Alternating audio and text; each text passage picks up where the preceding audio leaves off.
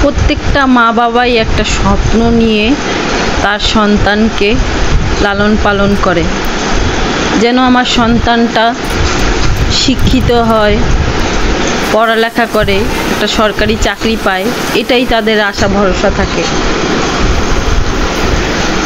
আর প্রত্যেকটা মানুষেরও একটা স্বপ্ন থাকে যে আমি শিক্ষিত হব, পড়ব, পড়ে বড় অফিসার হব, এটা নিয়েই তাদের পরিকল্পনা থাকে।